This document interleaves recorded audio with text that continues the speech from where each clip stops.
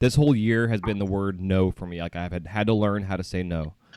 That's one of my problems, man. I have a hard time saying no, and I always just get myself into some shit. And I always want to please everybody. I always want to make my customers happy and stuff. Yeah, I definitely want to get into that get into that discussion, because I think there's multiple personalities in our industry, but like there's a select few group of us that are like that type of person. Like we love what we do, we love to create art, we like to get commission work because it gives us like this creation outlet, but also we like to be people pleasers. And it's like, having to say no. Like, I always feel bad when I'm like I stay in touch with my customers all the fucking time. If something I'm like 6 months behind right now. I mean, literally. And I'm almost caught up. It's been, it feels so good. Yeah, it's rough, man. It is crazy. It's hard. Like, my girl's always telling me that I need to learn how to say no. This is the Wise Guy Radio Show, a podcast dedicated to educating and inspiring through conversations with today's top talents in the world of glass. We will be dissecting their journeys in hopes to deliver actionable content that you, the artist, can start implementing now, helping you grow not only as a creative spirit, but also a successful artistic entrepreneur. With a little organization, relationship building, and your artistic ability, you can obtain greatness. Climb aboard, whether an artist, retail owner, or enthusiast. We have a ton of fun in store for you. Welcome to the Wise Guy Radio Show. You're listening to the Wise Guy Radio Show.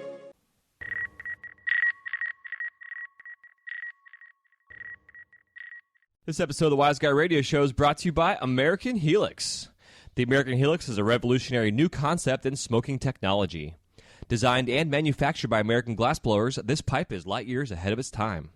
Based on Bernoulli's principle, the shape of the pipe, along with an innovative intake system, creates a Venturi effect through precision microholes in the chamber, which results in a slower burn that conserves tobacco and gives a smooth, refreshing experience, making the American Helix the smoothest hitting pipe on the market. For further info or to locate their products, you can find them online at AmericanHelix.com. That's AmericanHelix.com. This episode is also brought to us by Glass Roots. Now entering its 8th year, Glass Roots is designed for artists and distributors who wish to do wholesale business with shops and galleries. Located at the Monona Terrace Convention Center in Madison, Wisconsin, Glass Roots showcases the works of over 40 vendors consisting of raw material suppliers, functional and non-functional art, and charitable glass organizations. To stay up to date with Glass Roots, just go to glassrootsartshow.com. That's glassrootsartshow.com. Hey, what's happening? Welcome to the Wise Guy Radio Show, episode number 140. This is Jay Michael, your host, and thank you so much for tuning in today. With 17 years of experience behind the torch, I am as excited as always to bring you conversations with artists, sharing their stories in hopes to inspire and entertain, while helping you grow your business. And today is no exception. Today's guest is featuring Scott Tribble, a.k.a. Scoz Glass, a.k.a. Scoz, a.k.a. the Dragon Slayer. Scott is an awesome dude, very humble, and a mover and a shaker in our industry. We get into a lot of conversation about how he went through the process of developing his voice, which has become his dragons, why he sometimes feels like it's a double-edged sword when you do find a voice in the industry, and also his ideas about the creative process and also changing up his work here and there just to kind of keep the creative fluids and juices going. And because a lot of us do the glass, not because of the money, but because we just love the medium and the art itself and the creation process. We also get into talking about delegating roles. His wife is his quote-unquote manager. She basically helps him with emails and stuff. We get into that conversation. And just why it's important that after a certain amount of time that you've been doing this as a business, when it gets to a point to where you really need to bring an assistant on to help you do things like errands and pack orders and blah, blah, blah. So we definitely get into that depth of that conversation, as well as into talking about his dogs and where he lives out in Washington and all kind of good stuff. So I definitely hope you enjoy. Also wanted to remind you, if you have not yet taken advantage, myself and Mountain Glass have teamed up this month as a big thank you to you listening to the show and for all the downloads and support. We are giving you a 35% extra bonus discount on North Star first quality rods. This includes the Wonder Bars, the Illuminati, and Lucy. But other than that, North Star first quality is 35% off. When you go to checkout, just put in the code WNS, and you'll receive your 35% off. And again, thank you for this year of support. If you're new to the show, thanks for tuning in and checking us out. It's definitely a good episode to check out and get on board. The past couple episodes we've had have been awesome. Artists have come on, as well as the last one we had with episode 139 with Matty Funk, talking about Nortel and the new Arrow coming out. So definitely been having a good month, bringing on artists and having lots of fun with these conversations. So I definitely hope you have enjoyed this one and also previous episodes. And episode 141 will be the next time we will have a trivia question, so stay tuned for that. It will be something that is pertaining to this episode in particular, or maybe an episode before this, or maybe one before that. So definitely stay tuned for 141 for that question, and we'll be letting you know all the details then. But until then, website is coming along, wiseguymedia.com. I spent yesterday, put up 10 episodes every day. I'm going to be putting up a couple here and there, since I now have over 45 artists that have come on board, and then also, if you figured, 140 episodes, a couple best ofs here and there, but definitely take some time and patience, but it's getting there. So thanks for your patience for waiting for me to get this going. Had a super late night last night. I haven't really been doing late nights in the studio, and last night, just with having a small window, well, I spent half the day yesterday working on the website, getting my exercise in, doing some house stuff, and then working on my freaking shower. And had some help with some friends through Instagram, which I love our community because everybody's reaching out and willing to help and share their knowledge and experience that they have. And definitely got some help through that and got my shower working. And then I went off to the shop and was there till 3 a.m. Working on some glass and getting things done for the holidays. So I'm a little bit pooped out here, as those are cranking away right now and understand the madness of the holidays and getting things done on time so we can order and get all of our stuff shipped out. I'm going to be posting up on my Instagram all the dates that the post office has for when you need to have your stuff shipped to make sure it's all done and sent out by Christmas. That is ticking away. I think we have like another week and a half left until we can guarantee that stuff will arrive. Oh, excuse me. Holy shit. That stuff will arrive by Christmas. So stay tuned for that. And if you are wanting just to check it out now, just go, well, actually, you will probably see the post before this comes out, because this is coming out on Friday, and I'll be posting this beforehand. So right now it is currently today's Tuesday. Today's Tuesday. Holy shit! But it's actually Friday when this is airing. So you're listening to this on Friday. I'm recording this on Tuesday. We're gonna travel through some time, so you're coming back in time and forward and back, and yeah, I'm not even gonna start singing. So I'm going to stop rambling, let you go, get into this interview. Hope you enjoy episode 140 featuring Scott Tribble. You can check him out on all the social feeds. You can go to Scoz Glass Instagram, Scoz Glass Facebook. Also, we'll have the links in the show notes. Check him out along with some pictures. And you can go to wiseguymedia.com/140 will be his page there for you to check out. And as always, if you have not yet gone and left us a review, please do so. I'm going to start next week going on iTunes and starting to give some shout-outs to reviews and what have you. And because I definitely am grateful for the reviews and for all the 5 stars we've had. The way iTunes has their grasp on podcasts, the more reviews and stuff that an activity it has on their actual page, the more the show gets promoted, which pushes it up in the ranks. And then it gets exposed to a wider, broader audience. And a lot of us out here that are doing the glass and love what we do, we definitely want to expose as many folks to what it is that we do. So by you going on there and leaving a review and just telling me whether you like the show or not, which I definitely enjoy the good and the bad feedback because I need to know how to make this better for you. But definitely please go to iTunes and do that. You can also go to wiseguyradio.com. If you scroll down the page a little bit, you'll see where I have 2 different links. One is for those that have a Droid. You can click on there and subscribe to the show through Stitcher. And on Stitcher, you can leave a review. And then also I have a link for those that have an iPhone for the iTunes thingy there. And then you can go on iTunes and just search for the show, Wise Guy Radio. It'll bring you to the page. You can leave a review and go from there. So definitely appreciate all the love and support. And until next time, I'm getting the hell out of here. Talk to you soon. Have a beautiful day. And we'll talk to you on the next episode of the Wise Guy Radio Show. Take care. Peace.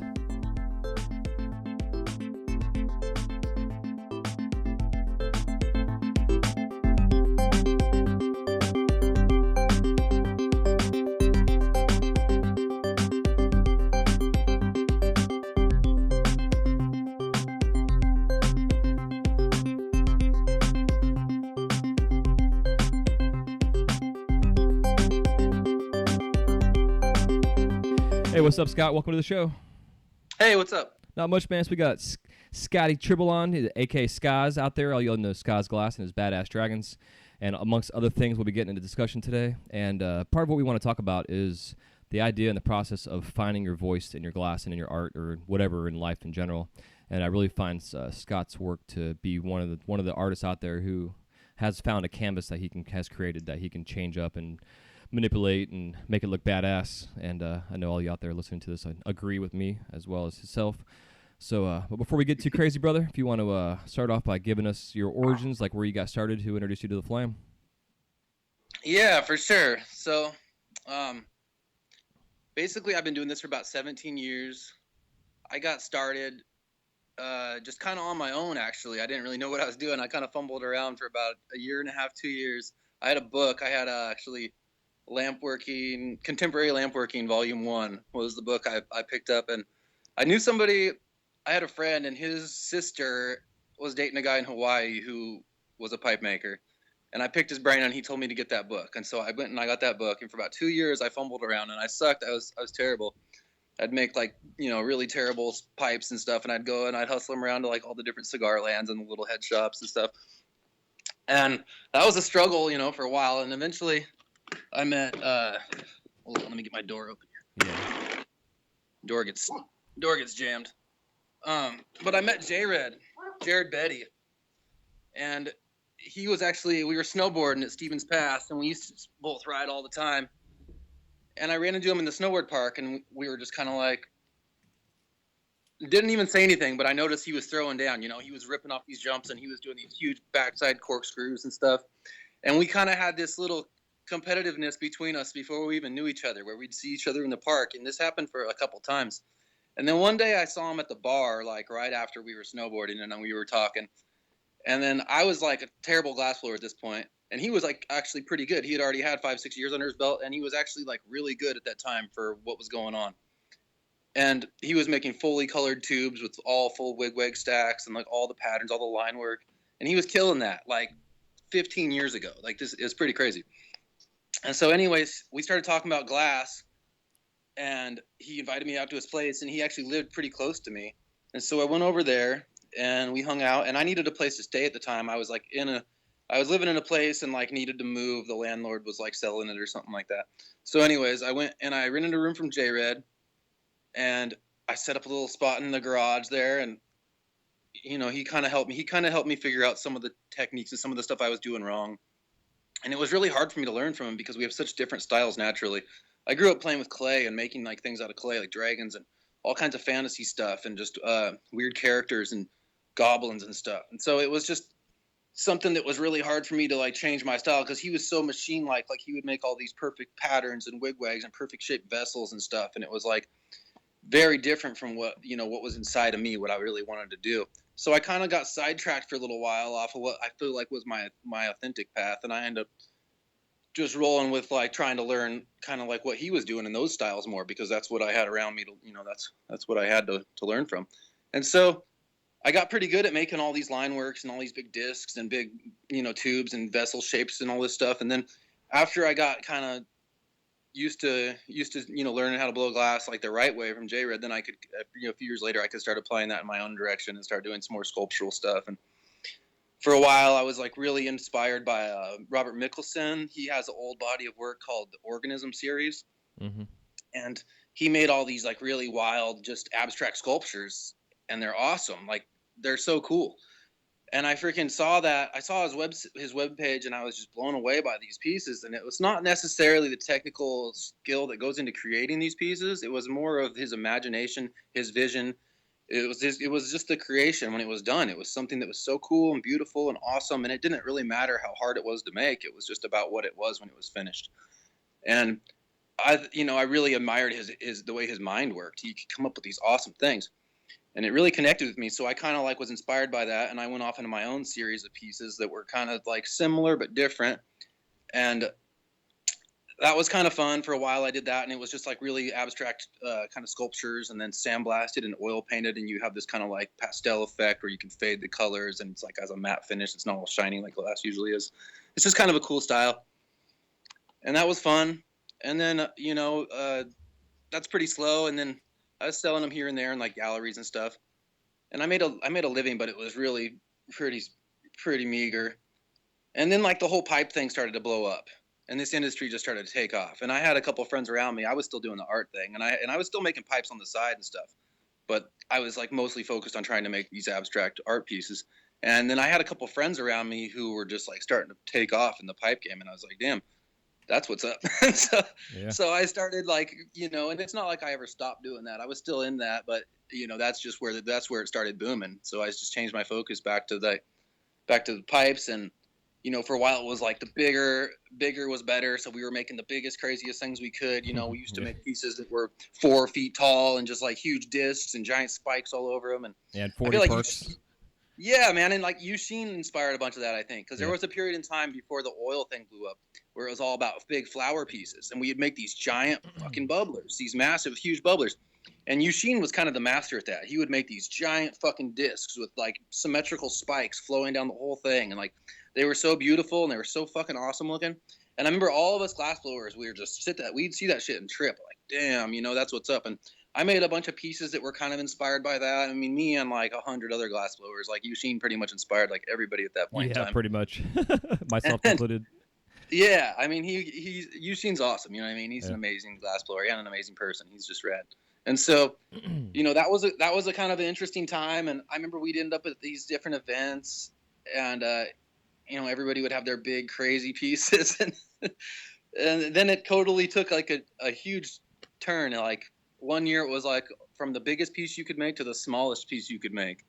And then that's like where it stayed. And now it's kind of seems like it's slowly transitioning back now into some bigger pieces. People are starting to appreciate some of that, but small pieces are still popular. And it's like instead of so much focus being on these, big artistic, crazy pieces, it became more about function and more about, some of these, the Kleins and the recyclers and all these different scientific style functions and stuff. And then, intertwining that with some different, sculptural or coloring stuff or whatever, to make it more of an artistic piece.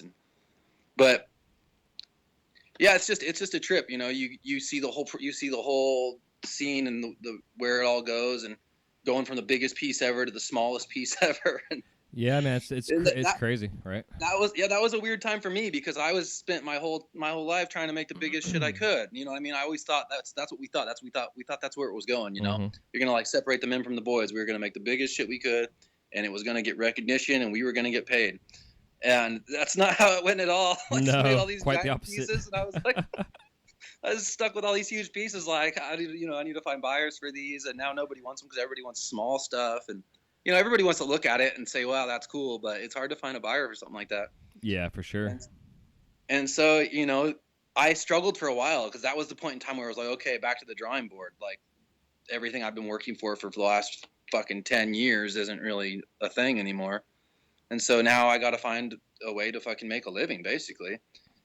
And so I just kind of messed around with some different rigs and stuff. And I used to make these little beakers, these little bongs, and they just had like a fume input. I love fume. I used to make all kinds of fume marbles. There was a couple of years where I made a living off just fume marbles. And so like when the oil thing blew up, I started making these little beakers with a little fume input. It was like a half of a marble, basically, like bulging up in the bottom of the beaker, and like with the water over it and everything, it would just like magnify all the fume, and it just made it look super trippy and cool. And it was kind of a cool thing, and those kind of caught on. And like I sold a bunch of those, and I got tired of that, and I wasn't ever totally happy with that product either. And so I started messing around with other sculptural things and stuff. Just made a dragon one day, and I actually have made a few dragons way back, like years and years and years ago. But decided to make another dragon, and it came out really cool, and I was stoked on it. It was like, oh, this is awesome. I want to make some more of these. And then people just kept ordering them, and that's not a bad thing. So I just kept making them, and here I am. Right. 150 dragons later or something. I don't know how many I've made, but yeah, they keep evolving. Cool. The weird thing about the dragons is they actually take me longer to make now than they did back then. And you would think that like the more you develop your process and the more dialed in you get, the more practice you get, the faster it all goes. But that's not the case for me at all. I feel like they take me longer now than they ever did. And it's just like I keep trying to make them tighter. I keep trying to make them better. The new wing style and new extra details and just bigger, thicker arms, like more color and more glass all around. Yeah. Not even a bigger dragon, but just more glass, just beefier arms and, you know, thicker glass and everything. And they're just so much cleaner and so much tighter now than they ever were. But they take me way longer, and like the price hasn't gone up too much. So it's like I actually make like quite a bit less money now than I did like a year ago. Right. But you know, that's the compromise sometimes, or that's the sacrifice you make, you know, to feed your soul. I don't feel good about myself putting work out there that I'm not 100% satisfied with. Especially when I make something for a customer directly, like I want that shit to be perfect, and I'm such a perfectionist, you know, and it's like something doesn't come out perfect, I'll just fucking put it on my bench, and I'm like, okay, let me, you know, start over, basically, because I really care more about the quality of my work than the money I get for it. Yeah, man, I'm in the same boat. I've had several pieces where I've like done them 3 times or 4 times just to get that shit down. Just because I wanted it to be like you're saying, I wanted it to be perfect. If someone else has ordered this specifically, it's got to look like I want it to look. Yeah, man, and that's you know, and we got to think about, why did we start blowing glass in the first place? I didn't get into this for money. When I got into this, it was 17 years ago, and there was no money. There wasn't such thing as a rich pipe maker. There wasn't such thing as a famous pipe maker. It just didn't exist. Let me let this crazy dog out. Go get him, Ned. There he goes. Is that snow I see? Holy shit, dude. Yeah, all the snow out there. Yeah, it's crazy. We got a bunch of rain right now coming through. We got a little cold front coming through. It's been in the 80s. I actually was sweating last night while I was sleeping, so it's fucking sucks. Yeah, it's crazy. Yeah, but, it's cold out here, man. Like, we got all the ski resorts just opened, and we just got dumped on. Killer. I'm pretty excited to go shred. Yeah, I bet. I've been in snow one time in the last 40 years. Damn. Yeah, I'm spoiled. For lack of a better term. Yeah, man. But yeah, you know, that's like back to what I was saying. It's like we got into this for glass. That's the only reason we got into this. Mm-hmm. We wanted to create stuff out of glass. Like, there was no money, there was no fame, so what else was there? It was just to make stuff. Yeah. And now you get all these kids, and I'm not hating on the kids now. That's totally cool. Like, that's just the natural way things are. Something becomes cool, it becomes popular, people want to do it, whatever. But back when we got into this, it wasn't like that. You got into this only for glass. You didn't get into this for money or fame. And now a lot of kids just see dollar signs, or they see, you know, status, or, you know, they want to be cool. They want to get in on the scene. And that's cool too. I'm not hating on that, but it's just different now. It's a different dynamic. Yeah, I think those that have that attitude or that perspective will eventually phase out, you know? Like, there's a huge influx right now of a lot of, the last 5 years. I mean, fuck, the scene in Florida alone is just blowing up like crazy, and there's some amazing talent out there. Yeah, there's a lot of really good glass blowers popping up. Have your own voice. Like, strive to find. And I can't really say that I'm that guy. Like, Dragon is not like a very original thing. A lot of people make dragons and stuff. So, but still, as an artist, I still want to strive to have a more original, creative thing that I can produce that's like only my own. You know, strive to be the only one who makes what you make. Not to make what you make, not to make the best Klein, because there's already, 100 people out there making Kleins, or not to make the best mini tube, but just to make the only of whatever it is you make. Yep. If you're the only one who makes that, that's tighter than making the best Klein. Yeah, I completely agree. Well, it's like with my owls, like there's like a lot of folks out there that make owls and stuff, and like mine are totally like your dragons, dude. Like, they're totally different than what's out there right now. And when I make these pieces, when I do like a nicer, like I have my production line of them, but when I do like a nicer piece, I try to make sure that out of all the owls out there, that this is the best one that, in my opinion, that I feel is being created at the moment. And there's a lot of amazing artists out there that are making owls, but for me, I strive to make the best at that moment of that specific item in that niche, because that's the thing, is really niching down. Then once you find your niche, like your dragons, dude, I could put your dragon next to Mike Luna's dragon, and they're totally different. You can tell them apart. They are totally different. Or next to Joe P. They all you guys have. There's a lot of dragons out there that they all stand out alone. They're not. And that's the thing, is if you're gonna do something that's already a thing, at least do it with your own style. Yeah. But even better, do something that's not even a thing yet. Yeah. Create something that's completely different. And it's like, that's what I want to do. And I do stuff like that, but people don't want to buy it. So I get, what I mean? We were talking about that. Like, I create something that's just kind of abstract and crazy that no one's ever seen before, or something that I think is really cool and awesome, but it's totally different and totally original. And because of that, it won't sell. Like, nobody wants to be the first, Mm-hmm. Once something becomes a thing, it's like the Scoz Dragon, it's a thing. Or like, whatever it is, whatever the piece is, a coiled bear or a monkey or whatever, anybody's, any known piece that's a thing already, those sell because it's like known in the scene. But you make something that's like different, it's hard to sell it. And it's kind of sad because ultimately this industry could have so much more like creative, cool pieces coming out. But I feel like as an artist, you're kind of limited to what you can make by what you can sell. Or not really limited to what you can make, but you're limited by what you can sell, because we all need to make money. We all need to pay our bills. Mm-hmm. So you make something that you think is really cool, and it's, it sits around, it doesn't sell, and it's like, okay, back to whatever your hustle is, whatever your bread and butter is. And it's important to have that. It's important to have something that you can have as your bread and butter, that people know that's your piece, that has your name on it, your style to it, or whatever. And you can always fall back. You can always fall back on that, but you got to take a break from that, and you got to explore other styles, and you got to explore other things just to feed your soul, because there's two things you can do in this game. You can feed your wallet, or you can feed your soul. And some pieces, you make to feed your soul. It's like you make the coolest thing. That's something that's in your brain. It's something that's been trapped in your brain for a while, and you're like, I really want to get this out. And then when you do, and you actually pour your heart and soul into it, and it comes out tight, it's like one of the best feelings in the world. And then it's a little discouraging later if you can't sell it or something. Like that gets kind of weird, because you're like, why is this thing that I think is the coolest thing ever, like nobody else wants to buy it, or whatever. And that gets kind of discouraging. But you gotta try to just ignore that and just go with what you feel inside you, and feed your own soul, and like do what makes you feel good. And the best thing is if you can find a piece that feeds your soul and your wallet. And that's kind of a hard thing to do, especially because it becomes repetitive, and it's hard to feed your soul when you're making the same thing over and over and over. Yeah. So when you dig into a new style, or you get something new going, and you feel really good about it, and you feel that excitement in you, and that it's like, I can't even find the word for it, but it's like the best feeling there is, and that's like something you can't let go of. It's easy to get so caught up with cash and trying to make money that you lose track of like what maybe your real path should be. And like sometimes if you really think about it, like what your authentic path might be, what you're like meant to create, might be like a way harder of a thing to like turn into money at first. It might be like something that could be a struggle for a couple of years, but then eventually it could boom and be bigger than it could have ever been, had you just been doing your regular thing. Like, so you're grinding out making these dragons. I'll keep making them, and I'll keep making decent money, and that's cool, and I like making them. But I feel like it's plateaued, and if I were to make a new style that's really where I can just really dig in to pour something crazy out of my soul, that's just awesome that no one's ever seen before, it might take a long time to catch on, but if it ever does catch on, it has the potential to be way bigger than the Dragons. And I think that's kind of like what Banjo's done. He's kind of dug a little deeper. He's reached like way down into his soul, and he's pulled out some amazing stuff. And it's so amazing that it's like undeniable. And now he's kind of like getting that response, where he can get a piece and he can make a piece, and it's like looks like $100,000, and he'll sell it for that.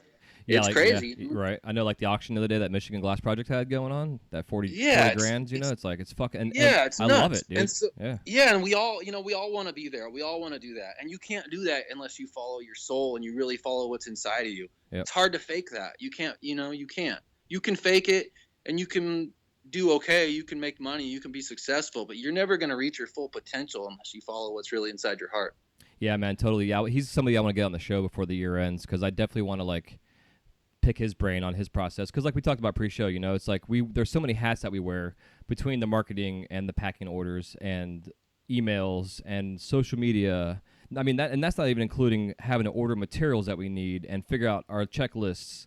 Like, there's so much shit that we have to take care of, and if you have someone helping you do that, it helps to alleviate some issues where you can truly just focus on your stuff behind the torch. And like we said before, it's not always easy to delegate and to find someone to help you out, or to even to have trust in somebody, because there's so many people in this that are wanting to get into the industry, and they may come in the industry for like 2 months. They may learn a little glass or something, and then they're like, oh, I could do this forever, and then they bail on you. And so like I was telling you pre-show, like I made sure, like I set it up to where like the first 90 days there was no pay. You got to prove yourself. There's no glass, no torch. It's just, you're gonna come in here and learn how I do my shit, and then if I feel you've proven yourself, and then I'll give you a chance to get on the torch, because that's how I was showing it.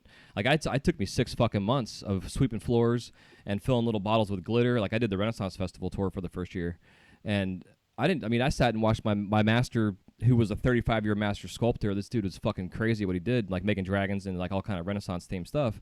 But I made sure when I was in there filling these bottles of glitter, I was watching him from a distance on his torch doing his thing.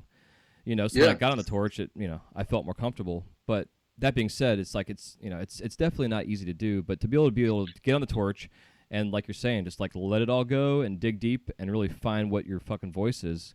Man, that shit, I mean, it's, it could bring you to tears sometimes when you're at the torch and you really find that, it's like it's an emotional experience.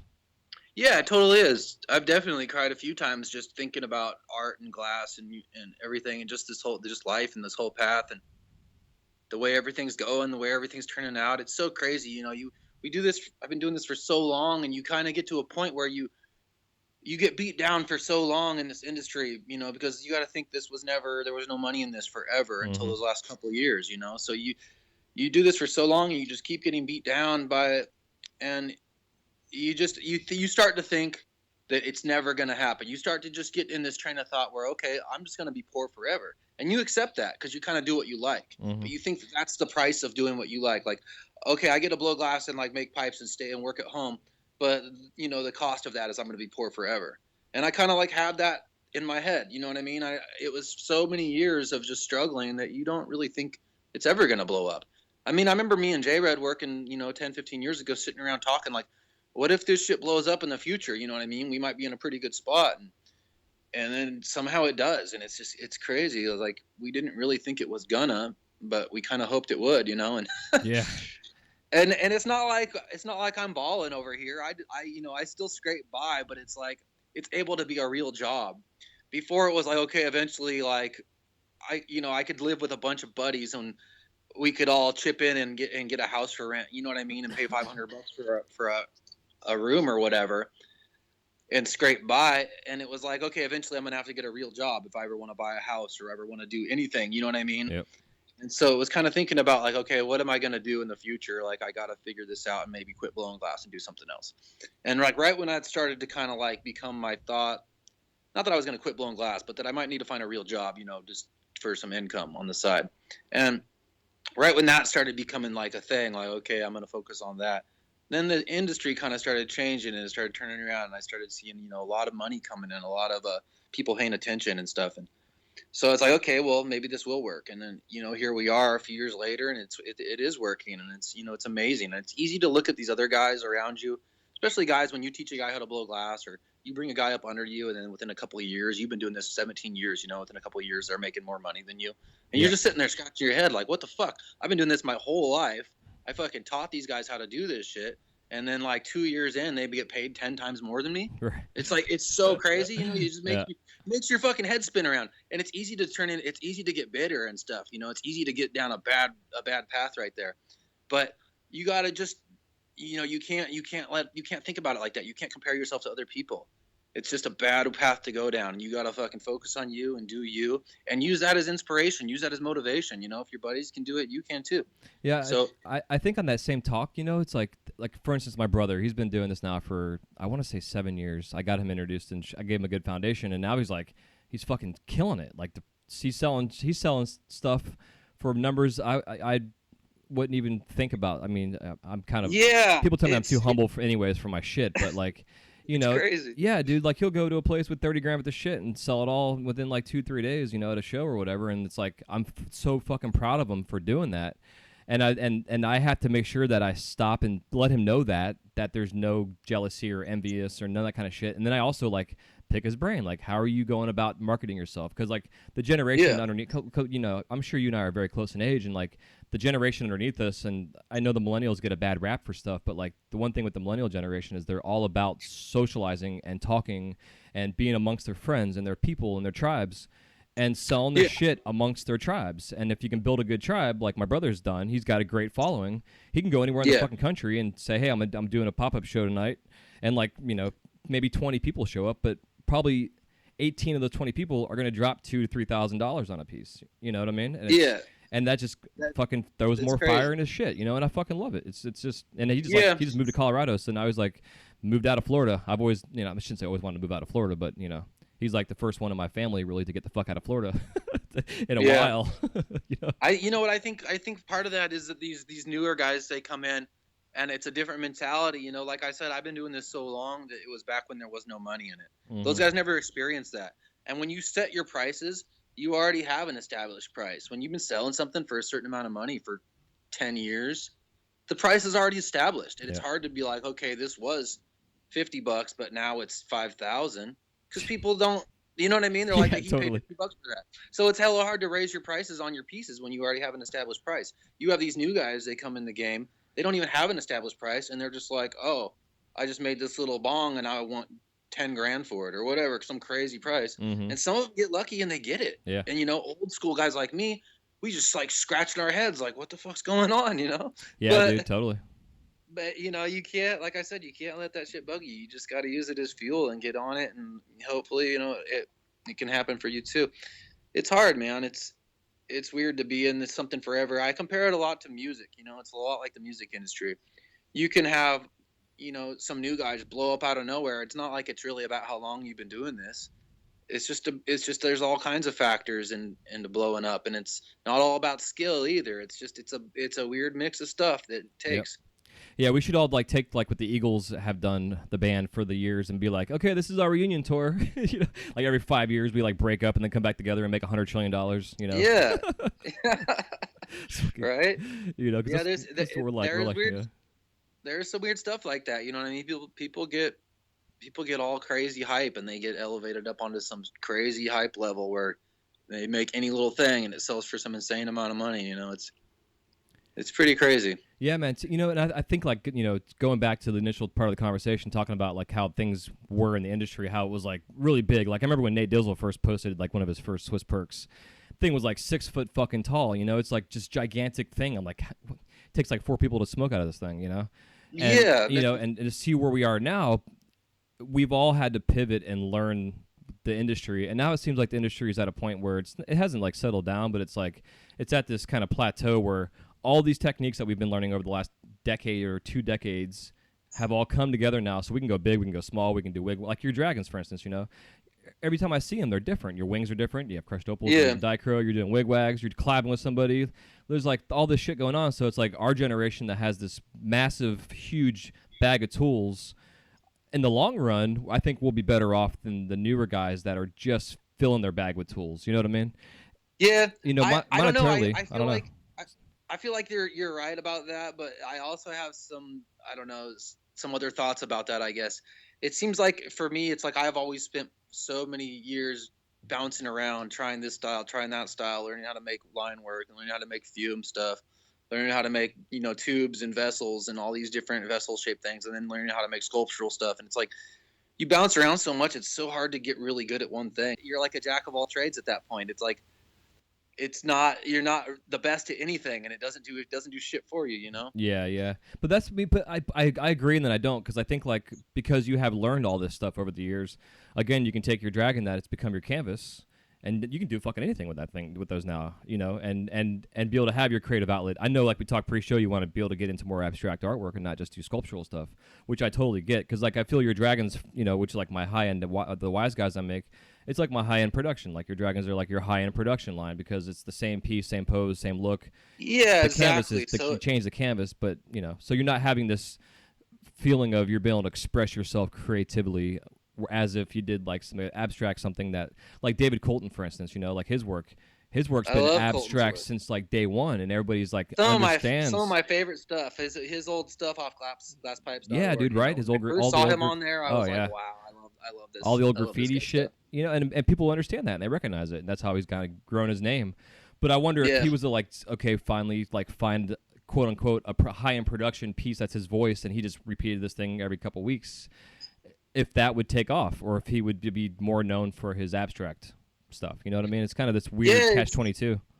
It's hard, man. It's like, you know, it's like I was telling you, it's like I love making the dragons, and so it's not such a bad thing that I keep getting orders for them and that I can keep pushing these out, because it is something I'm really passionate about, something I've been into forever. You know, I used to make dragons out of clay when I was a kid, and all different kinds of different stuff out of clay, but dragons was always a reoccurring thing. And you know, like I have this abstract style that I like to dabble in, and I like to make these weird abstract kind of flowy things. And it's always based on just like shapes, flowing shapes together, and colors, good contrasting colors, or, you know, whatever. I see these things in my head and they're always just really abstract and crazy. And it's like, sometimes I'll make one and it'll be kind of just to feed my soul, like I was talking about, something for me. And and it's better and it's even cooler if it sells, but like those pieces don't tend to sell that fast. For some reason, it's like the world's not ready for it. It's not already a thing. It's not established. I don't know. Maybe, I mean, I can't really say people don't dig it, because when I post one, I get a ton of likes and a ton of compliments on it. Like, people really like it. They really respond to it, but there's just not a bunch of buyers trying to buy it. And it's like, I got people waiting on dragons and stuff. So it's like, I got to make money. I got bills.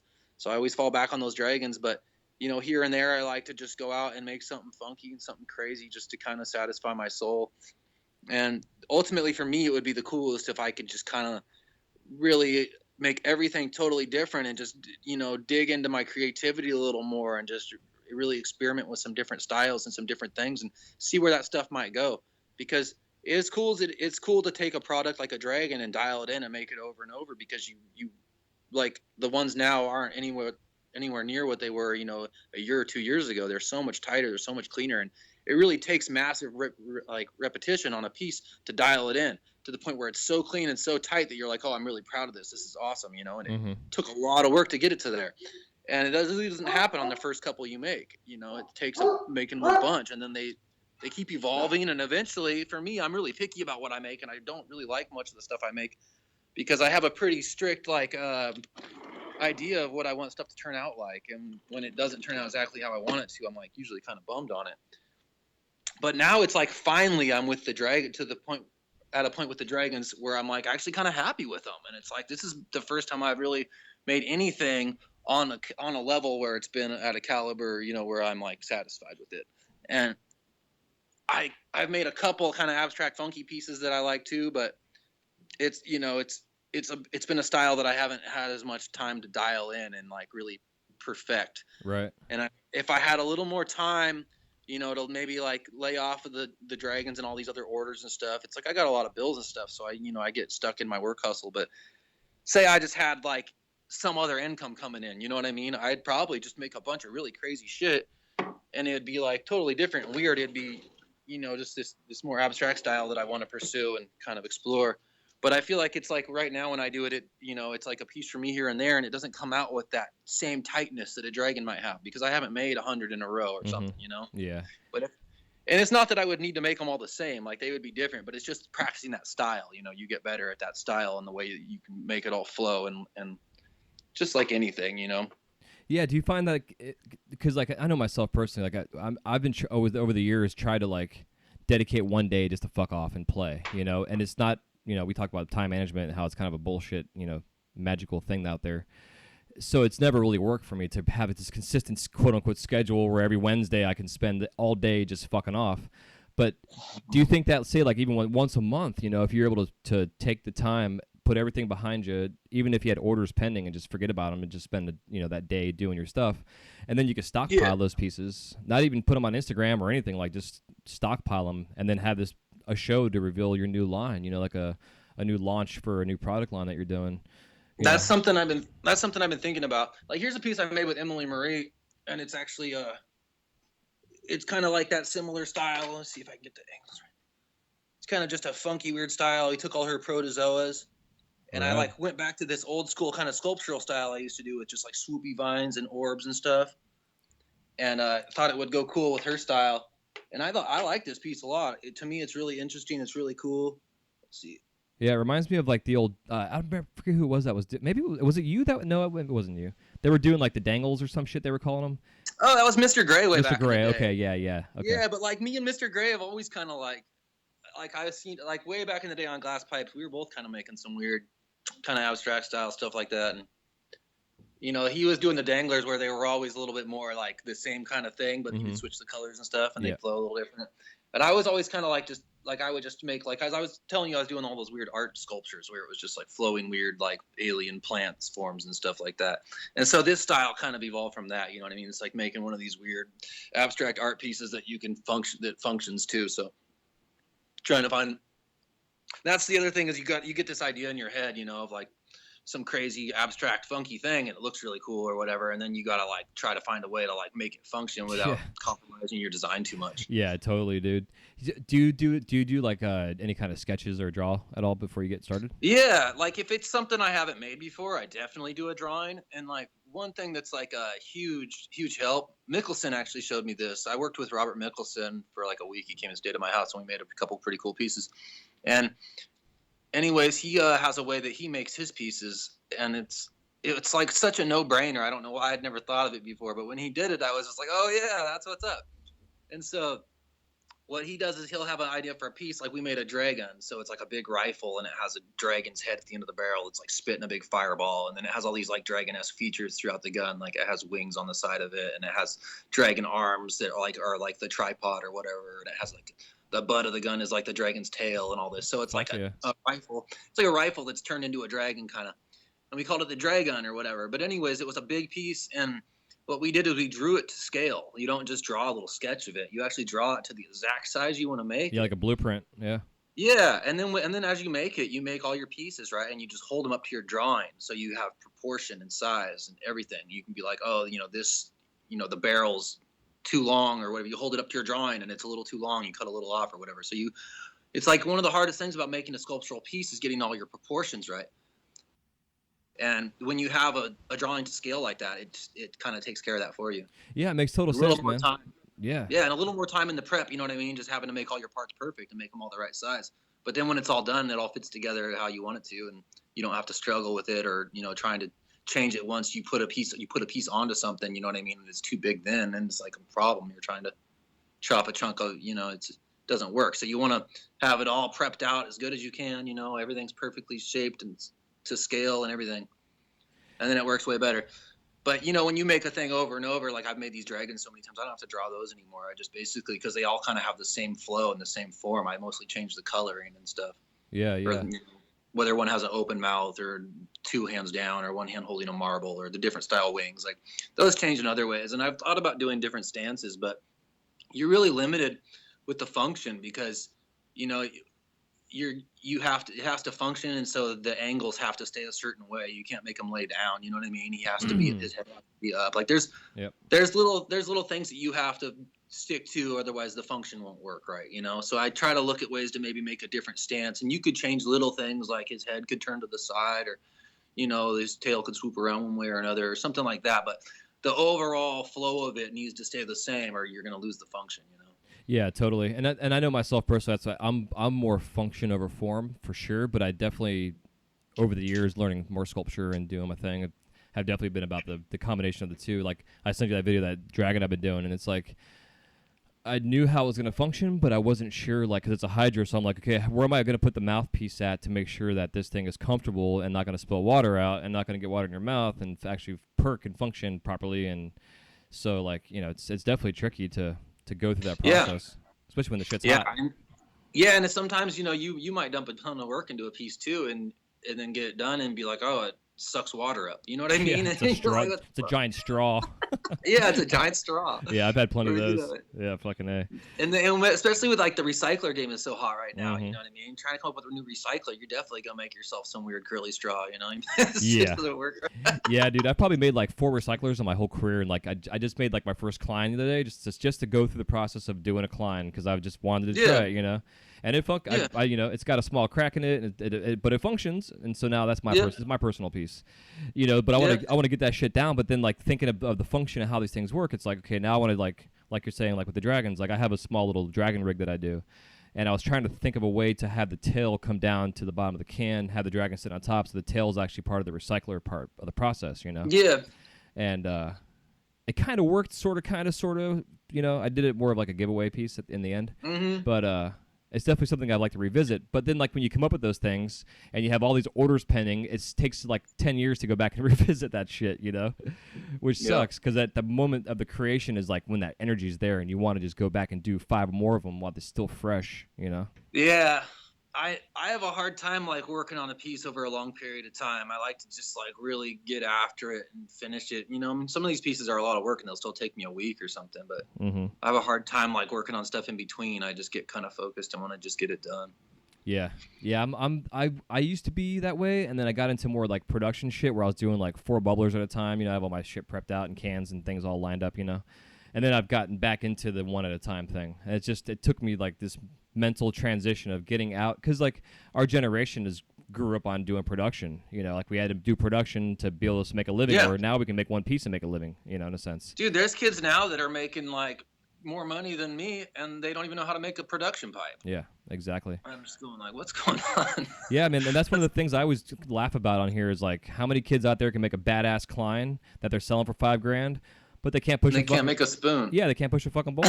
And if they push a bowl, the hole's too big or the line's off, the carb's gonna burn your fucking hand or some shit. You know what I mean? Yeah, well, it's like they're very limited to like, you know what I mean? It's like they can coil pot color and make a tube or something. You know what I mean? And it's like that, and that's good enough, I guess. You know what I mean? Yeah, yeah, absolutely. But whatever, it's cool. It's just the industry is very young and it's very uneducated. The collectors don't really know what goes into these pieces. The collectors don't know how long it takes to make some of this stuff. Mm-hmm. And like I said before about those Mickelson pieces, it's not always about how hard it is to make something. It's just about how it turns out when it's done. Is it tight? Does it look good? Is it cool? Do you like it? So yep. There's a lot of cool pieces that aren't that hard to make. They're just a good idea, or they just got good, good flow, good balance, whatever it is. Yeah, I think Elbow's Dinos are a good example of like when he first started coming out with those. Like they're such a simple form. Yeah. But they function well, and they were at first they weren't that much, and then they couldn't keep up the demand, so then the price went up on them, and and I think with your dragons, like you're saying, like they're taking you longer to make them, and you're still charging the same number. You need to raise your fucking prices, dude. I've raised them a tiny bit, you know what I mean? But it's like you can only raise them as you can only charge what people are willing to pay, and it's hard to like convince all these new buyers that these new dragons are so much tighter, and it's like I can see it, and I think they can see it too, but. Mm-hmm. A lot of times it's just like, there's a lot of other dragons out there. They could go to a shop. There's a few shops that have them for sale or whatever, and they feel like they get a better deal there or something. And so it's like, that's fine. I don't care. That's cool. Like I want them to buy my pieces from shops, and the shops buy more from me. Yeah, exactly. But at the same time, it's like when they're coming at me and I'm like, well, these new ones are way tighter. That's why they cost a little more or whatever. And they're like, well, I can get a better deal from so-and-so or so-and-so. I'm like, well, cool, go buy it. This is not the same dragon. These dragons are way, way tighter. But it is what it is, and I feel like the dragons have been really good to me, and I'm gonna keep doing them. But I definitely am at the point where I do want to start digging into some other style, and kind of like this weird abstract flowy style that I see in my head all the time is really kind of where my heart's at. So eventually I want to, I'm gonna make more of those, and maybe like you were saying, maybe I'll take like a little free time here and there, and I'll be able to make one here and there, and then stockpile a few of them and maybe have a little show where I can be like, yo, check out this new Steez I've been doing, Yeah, man, because I think I think in terms of like I do a lot of listen to a lot of business podcasts and marketing and building up like a hype. Like for instance, there was a interview I heard the other day, and it was all about how word of mouth is still like the number one marketing idea, like whether it's good or bad press. And there's a hot dog joint, I think it's in Chicago somewhere, they were saying they specialize. They have like every fucking type of bun, cheese, everything you could think of for hot dogs in the world. But in the back right corner of this restaurant, there's a fucking old school phone booth, like a red phone booth.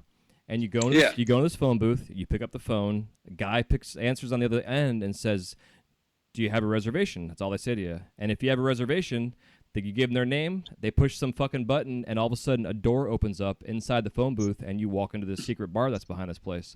There's no writing, there's no marking, you would have no idea that this was even in there. And the only way to get in there is from somebody telling you about it, and then you finding out how to get a hold of whoever to make the reservation, kind of deal.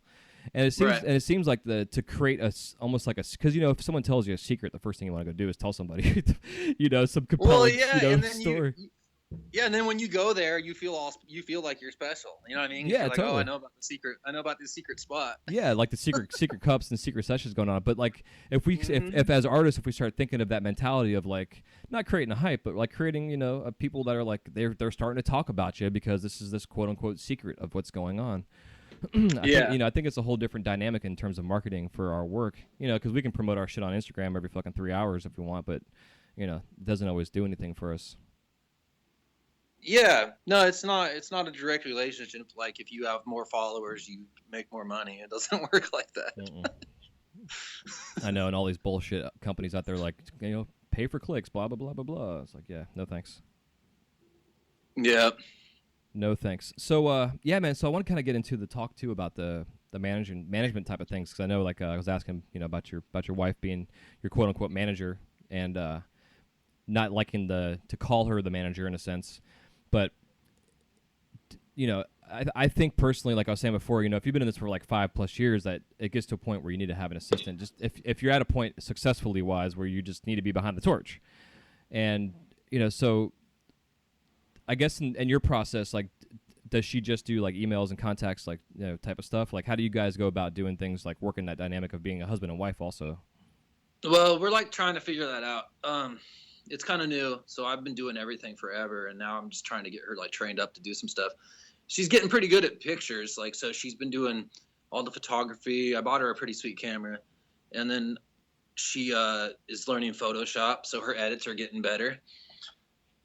She does my shipping, so she'll do packaging and shipping. As far as like messaging and marketing and all that goes, I still handle all that. I still do all the Instagram stuff, and I still have to answer all the messages and all that. It gets to be kind of a lot, and sometimes I'll like look at my Instagram and I'll be like, yeah, you have 30 message requests, or all these different, and it's like, I don't have time for that. It's like I'm trying to work today. And it's like, I want to answer them all, but it's hard. And I eventually want to get her doing that stuff. But right now it seems like any of those questions that, she'll get a question on there and she'll just have to come ask me anyways. Like, will you make a dragon like this, or, how much for this, or whatever the question is, it always has to come back to me anyway. So it just seems like I might as well do that unless I can get her to the point where she knows the answers to all those questions. Yeah. Do you have like a formula or recipe for your dragons, for instance? Like, I'm sure like if you made one and just clear what goes into the process of making it, then you start adding, because like, for instance, for my wise guys that I do, I know like the basic foundation for a production piece, like what it costs, how much it takes, time, blah blah blah. And so we started developing a website last year. It was Build Your Own Wise Guy, where you can literally go on there and create your own rig and just pick out the color of the wings, all this other stuff. And then we were charging upcharging for like opals or crushed opals or dichro, or all those different kind of things. And like, I think it gets to a point to where as a business you can almost set certain price points in like a recipe sense, for if you want to go like to a restaurant and build your own cheeseburger, they're gonna charge you for the tomatoes and lettuce and all that shit, you know what I mean? So like, having that kind of set for yourself so she can have like a reference guide to go to understand. I kind of have that going on a little bit, but there's always just like weird questions too, you know what I mean? There's all kinds of weird stuff that she always has to just come to me to ask me, or whatever it is, but that could help for sure, having like some kind of price sheet that she can refer to. The part of it too is it's like changes a lot, you know what I mean? Like my prices change a little bit here and there, and like there's all these special requests for things that are just like extra next level that wouldn't even be on the list, you know what I mean? Like they want crushed opal, and then they want UV on top of crushed opal, right? It's just like, it's like, you know what I mean, some extra sauce. And it's like, I actually just did an order like that where it's just like so much prep involved, like it's crazy, but they come out cool. Like I got this dragon right here, and he's like all crushed opal on black, and he's covered in blue V. And then he's got purple accents that are all covered in Lucy. So like all the purple accents glow pink, and the dragon's all black with crushed opal, and he glows blue. It's pretty tight, but it was a lot of work. Yeah. And I don't think I charged enough for it. You know what I mean? It's like, fuck. Yeah, I know, man. It's always one of those things you get into it and you're like, fuck. And honestly, I've gotten to points, brother, where I've gotten to a point where I've stopped being afraid to like go to a customer and be like, hey, this is where we're at right now, and just so you know, this is what it's going to cost. Because like I've done it before. I've been like, dude, this is going to cost like maybe $500-$600 more, and they've been cool with it. Like I haven't had any recourse from it. And I find like just to be able to communicate with our customers and be honest with them and let them know, like, here's the reality of this shit. We came into this at this point. Here's where we are now. I've only gotten this far. I got so many hours into it. Blah blah blah. This has to go up in price a little bit.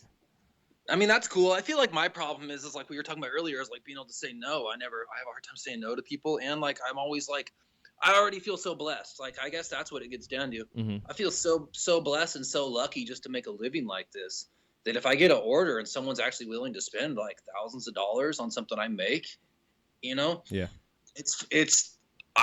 I'm so like stoked on that already that I'm just like, yeah, let's do this. You know what I mean? And then I might agree to be like doing something where it's more work than I think it's going to be or whatever. And I end up just kind of like, oh, a week later, I'm still making prep for this piece, Yeah, exactly. But at the same time, it's like, it's hard to bitch. Cause like I was saying, I feel blessed just to be here. And I feel, I'm stoked that people are even willing to like buy stuff I make for enough money to where I can support me and my family. Yeah, man. No, I totally understand, brother, because I'm in the same boat. Like, it's definitely a blessing to be able to get up and just know that I'm going to be going and creating some artwork. It's work, but I'm going to create some art and have some fucking fun. It's like, there's not much out there like it. It's pretty badass. But yeah. Sometimes I'll take a fat dab in the morning and I'll fucking have my coffee and I'll jump on my torch and it's like that energy that I feel pumping through me. Like, it's just, that's like some of the best. That's like one of the best feelings that that I ever get, like on a regular basis, is when I just like get that and I feel good and I'm just grooving on my torch and it's like,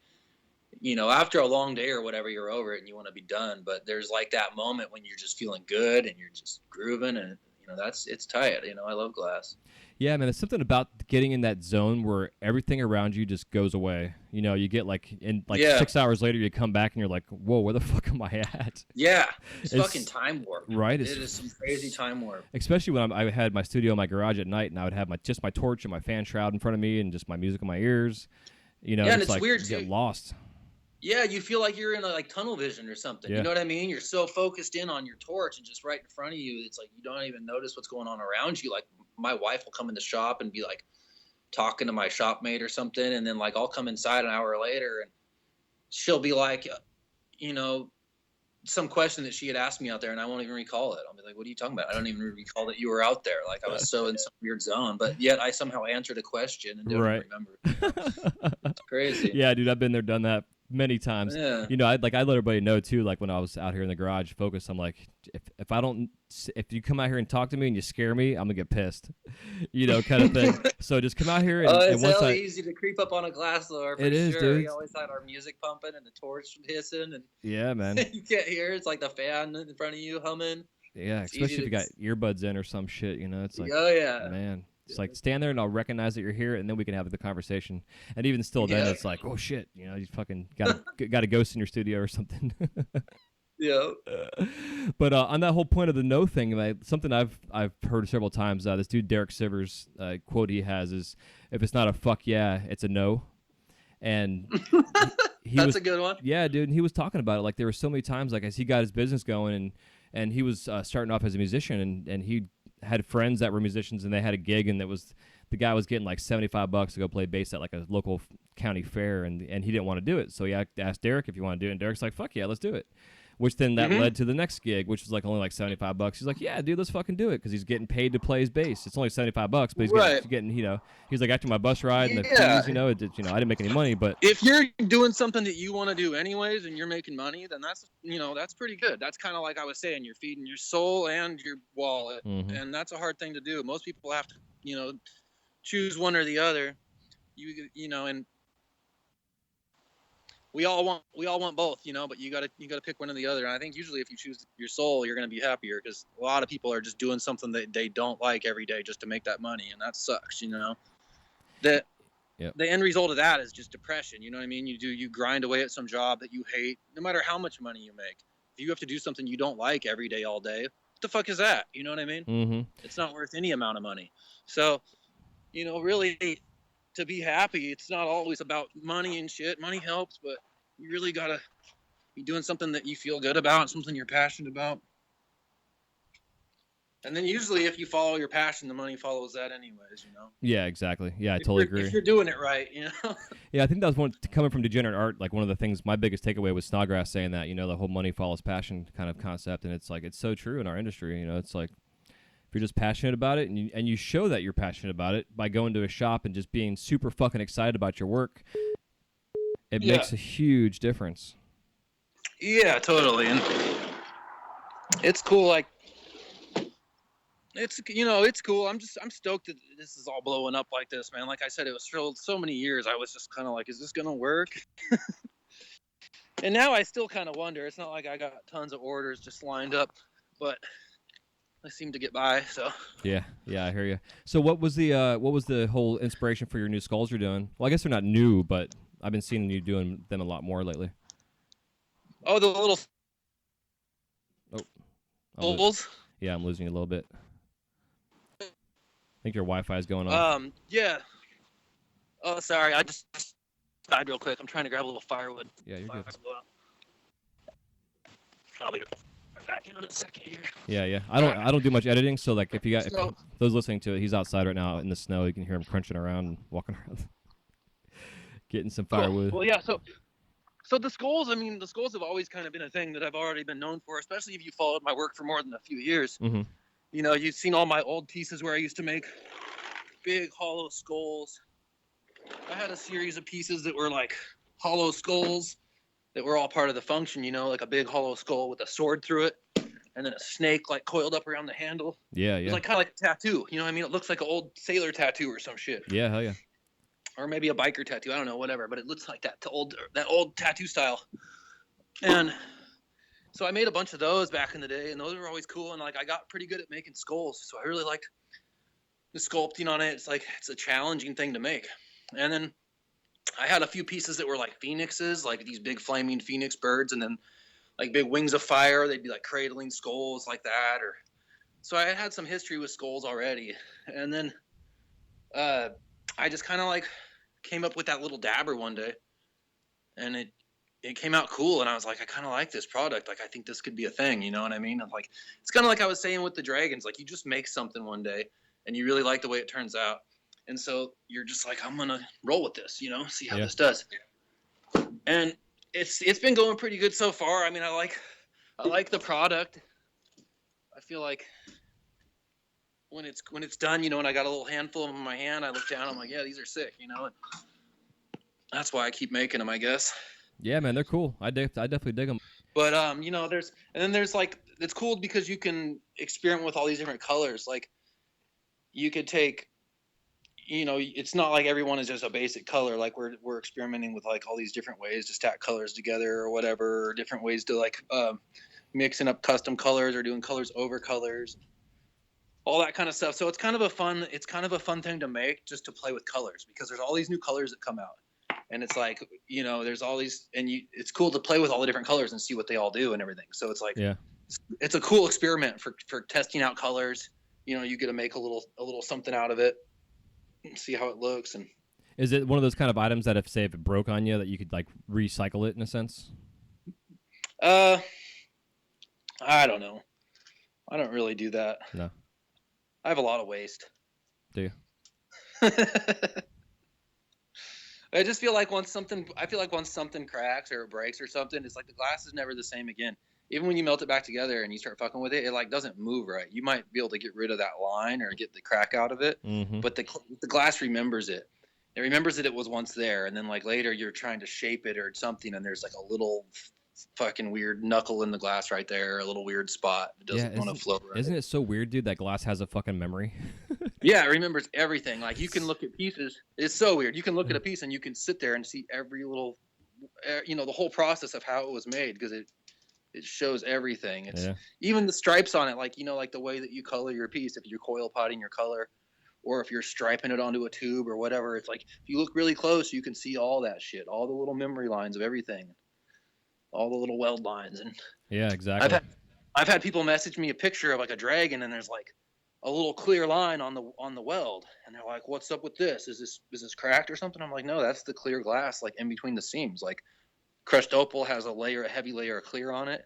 You know what I mean? And so like when you stick two pieces together, you're not sticking black to black. You're really sticking clear to clear, because they both have a nice heavy layer of clear on top of them. Yep. So you're going to see a little clear line in between everywhere there's a weld, you know? Yeah, exactly. All that clear. And like people don't understand how stuff's made. And so, you know, a lot of times it's just how it is. If you're a glassblower, you can look at it and see how it was made and you get it. But otherwise, like some of these people are like, they get a piece, they pay all this money for it, and they see a little clear seam or something, they think it's a crack or something, you know? Yeah, I've got a lot of pictures like that. Like, what's up with this? I'm like, oh, dude, it's just fucking glass. It's just the way it is. Yeah. Nothing I can do about it. Yeah, that's just what it is. It's crazy. Yeah. Yeah, I think it's one of the good things with the trade shows right now, that with the live demonstrations going on, to really give the clients out there, the shop owners and, you know, whatever. Yeah, no matter how good your weld is, no matter how good your weld is, there's still going to be a line there. You know what I mean? It's just how the glass works. Yeah, exactly. Well, speaking of trade shows, man, do you ever do the trade shows?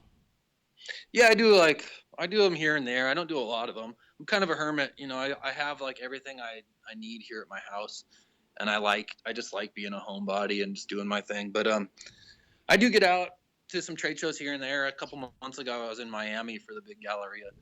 I went out to that one because they invited me. It's kind of hard to turn down a free trip to Miami. Yeah, that's for sure. So I did that one. I don't know. I was in the DFO this last DFO they invited me to do that too. So I couldn't really say no to that. That's kind of an honor. But you know, like I said, I'm kind of a hermit. I don't really get out too much. Yeah, I think most of us are. Like we're all like. I think that's kind of part of the trick, right? How are you gonna get really good at something if you're not at home doing it all the time? Yeah, exactly. Yeah, but then watch out, man. You get us all together at the trade shows, it turns into fucking chaos. It's a big ass. It's fun, man. I was just like seeing everybody again. It's like, you know, just tons of good energy, tons of good vibes. Yeah, it's a lot of fun. So one other thing I wanted to ask you too about the skulls. I noticed when you do your videos, like for your auctions and stuff, you wear black gloves, and I've kind of seen that trend kind of going along. Is there a specific reason you do it? Is it more of like just a black background for the piece, so you don't want to get your fingerprints on it? Like, what's your reason? Oh, the gloves? Yeah, for the black gloves. I bite my fingernails hella bad, and I just got some like gnarled up fingers. That's awesome, dude. Fuck yeah. So like, and also honestly, like a lot of times the black complements the glass. Mm-hmm. Yes, the transparent colors. You know what I mean? It gives it that black background. So especially if it's a fumey one, if it's got fume in it, the black will set the fume off, which is tight. You know what I mean? And also, it just looks clean. I guess 90% of it is that people just don't want to look at my gross hand. You know? Well, I like the honest answer and the other one too, because I assumed it was for the black background. You know, like you're saying. So, because I see a lot of people doing it. Because I know too about getting like oil in your fingerprints on the glass and that kind of shit. Even though it all comes off, but you know. Yeah, but in the picture, the fingerprints are there. You know what I mean? Yep. You're spinning it around, and the oil from your fingers is shining off the glass and stuff like that. Little fingerprints and stuff. It just looks a little cleaner with the glove. Yeah, I completely agree. Absolutely, man. So have you got a chance to like get involved in any like product development with any of the color companies at all? Like get your hands on new shit? No, not really. Like that's kind of one of my problems. Really, is like I see all these new hypey colors getting out there that everybody's fucking all going nuts for, and I can't get any of that shit. Yeah. I don't know. Like I don't know what you got to do. What kind of what club you got to be a part of or something. Maybe I'm not cool enough. I don't know. Maybe I'm not harassing people enough. I don't know what it is. I've tried. I hit up Alchemy. I mean, mostly they're the hype. You know what I mean? And I hit them up, and I can't get any of that. I've never had one stick of serum. It's like. Right. I know. It's crazy. I know somebody in particular that has a shit ton of it right now that they've been just kind of just holding on to. But I think I've talked about this in past episodes. Like I think part of the issue is like the trade shows. Like Last Alchemy will have a big release of something. New batches of shit at a trade show, and then it's all gone. Or they'll have like half at the trade show and half in stock at the warehouse. And then like those that are in line at the trade show that are buying it are also on their phone buying it online at the same time. So they're like double dipping. You know what I mean? Yeah. Even though it's like limited, to how many. And man, you can get. These people don't even blow glass. They're right. Exactly. Like, I'm gonna buy all the serum. It's like fuck, man. Yeah. And it's interesting. And I think that's part of the interesting dichotomy with this industry is those that are the collectors that are educated in our work that we do. They're educated in the materials, and they'll go spend fucking $5,000 on stock. And then they just go to their favorite artist and say, "Hey, I got this colors, blah blah blah. Do you think you can make this for me?" Kind of thing. I know. I wish they wouldn't. I wish they would leave a little color for me. Right. Yeah. Exactly. It's. I wish that there was some kind of like I wish there was some kind of like the longer you'd been in this game, like you got some kind of special hookup. Yeah, seniority or something. Exactly. That's the word I'm looking for. Some kind of seniority. Yeah, we do some kind of like fucking Diners Club card or some shit. Yeah, and it's it's not like I'm the oldest glass blower out there, but fuck. Yeah, I feel like I should get some. Feel like I deserve some serum. Right. I know. I got like a small little tiny nib in my box I've been holding on to. Like I got some old ass OG moss from like 10 years ago that I haven't touched. I got a couple sparkle colors I've been holding on to, but it's like I don't know if you remember back in the day when we had the Draconis colors that were out. You know, like I would love to have that shit back now. Like imagine your dragons with the Draconis stuff, dude. Like it'd be fucking that satin. Bang. Oh, dude, that shit was so fucking the white sweet. Draconis was so crazy. It looks like shampoo or something. Yeah, exactly. I kind of fucked up way back when, and I just like bought massive quantities of like all these shitty colors because that's like all there was back. You know, there wasn't a lot of the good colors have just been reformulated so much that now they're good. 10 years ago, a lot of these same colors sucked. And a lot of the best colors didn't exist. They just weren't even out yet. And so, you know, I was just getting what I could and get what was good at the time. But what was good at the time then isn't close to what's good at the time now. And so I have this like massive stockpile of all this crappy old color I can't really do anything with. Right. Yeah, like you get a whole batch of canary or like some kind of weird color and none of it matches. Like the whole batch is like from like 6 batches they just put together. Yeah. You know? Yeah, that's rough. Yeah, it's interesting stuff for sure. Yeah, man. So, there was something else I wanted to ask you too. I don't remember what it was. Complete brain fart. I don't know. It's all good. I was in the shop till 3 a.m. Got home at like 4. So, I got like a half a brain cell running right now. I know. I didn't realize how late it was for you when I called you. I didn't know you were 3 hours ahead on me. Yeah, but it's all good. Yeah, it actually worked out because like usually one day a week I get a late night in the studio, and I shouldn't do it because I know always the next day my next day sucks because I'm tired, my brain doesn't work properly. Yeah. You know, I got to get in bed by 10 o'clock to have a good day the next day. Yeah, dude, I in the same way. I crash out super early like every night. I'm always up early and out early. That's just how I do it. I'm a morning person, so yeah, I always feel the best in the morning. Yeah, same here, man, for sure. You have kids at all? No, I got a couple hound dogs. Yeah, we heard them. And those, yeah, for sure. Yeah, I mean that's the closest thing I got to kids. But I love them like they're my kids, man. Yeah, I know what you mean, man. We got our fur babies. Dog person. Yeah, they're killer. How old are they? Musket they're both hound dogs. One's 7 and one's 6. Cool. Hell yeah, you take them out in the woods and go hiking. Yeah, they're sweethearts. Yeah, if you look up here, my backyard. That's Tiger Mountain. So like, wow. There's one house behind me, and then after that house, it's just like miles and miles of forest and mountains and shit. And I take them out there. I got some trails that go all through out there, and I take them out there and rally around. Hell yeah. Yeah, man, you got to do that. It's scary though because it's kind of scary because they're hounds, and so they will track stuff. They'll like catch an animal scent and be off, you know. And like, my one guy, he's a little bit more wild, a little more like instinctual drive than the other guy, and he freaking was gone for like 4 days a couple months ago. Wow. He went out. Yeah, he went back to arrows chasing something, and we usually don't let them off out there without their leashes or whatever. But he just like went crazy and jumped over the fence. And he was gone for 4 days, and I spent the entire time looking for him. I was like so exhausted. I actually got really sick by the time I found him. And as like I just pushed my body to the absolute limit, and I was just like, only thing, it was like, once I found Ned, then it was like my body was okay. Now you can just rest and be sick. Yeah, what you mean. So it was so stressful, man. I spent the whole time. I must have hiked like 100 miles out there, and I put up like flyers everywhere. He ended up going viral. Like it was posted all over Facebook, like hiking groups and all over IG. Like everybody was reposting it. Like it totally went viral. Like Ned's like famous now. It's pretty funny. Hell yeah, he needs his own Instagram page. Yeah, but we eventually found him, man, and that was like one of the happiest moments of my life. It's like it's such a horrible thing when you lose your dog, but when you find him, it's awesome. Yeah, so. I know what you mean. I had a lab for a long time, and he would get that. He'd get the scent going, and all of a sudden, like, and he wasn't fixed either, so it was kind of an issue we had with him. Like, he wasn't, going looking for the ladies at all, but he was like on the hunt always, nose down to the fucking ground, dude. They get that scent going, and it's like, next thing you know, he's out in traffic or some shit because he's like still tracking some scent, not paying attention to what's going on around him. He used to scare the hell out of me. I know, man. Fuck. So did he come home or you had to go find his ass? So we were out looking for him for like 4 days, and then like on the third day, somebody contacted me and they said they saw him, and like I met up with this guy and we went and looked in the woods where they had seen him last, and it was a few miles from my house in the woods, and like.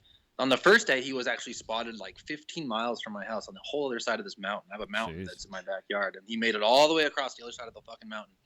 And like to the main road out there is where he was spotted.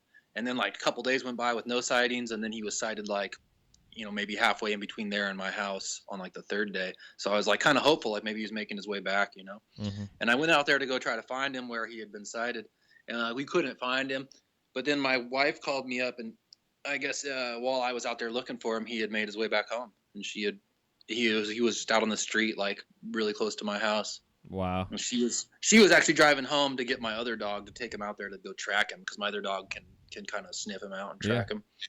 So we were gonna get Musket and take him out there, and then she just found him.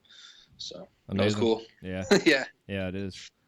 Hell yeah, dude. Well, I think this is a good point for us to take a quick break here in transition to thank our sponsors, and then we'll come back and we'll get the Crashing the Killing round started. All right, cool.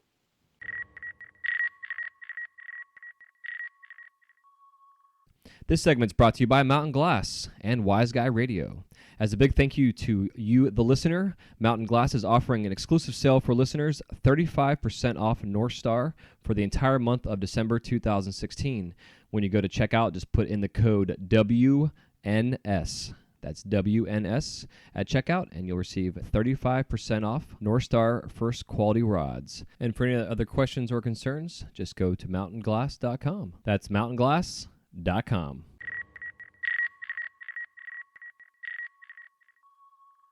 All right, we're back. Like I said, it's quick. the beauty of editing and stuff. So the Crash and the Killing round consists of 7 questions, and I got to stop and take like 5 minutes to count these fucking questions, because I think it's either 6 or 7. But either way, okay. They're short questions. If you want to give me like a 30 to 60 second answer on them, you can also expound upon the answers too, that everybody does. And the first question I always like to ask is if there is any living glass artist that you had not yet worked with, who is it and why?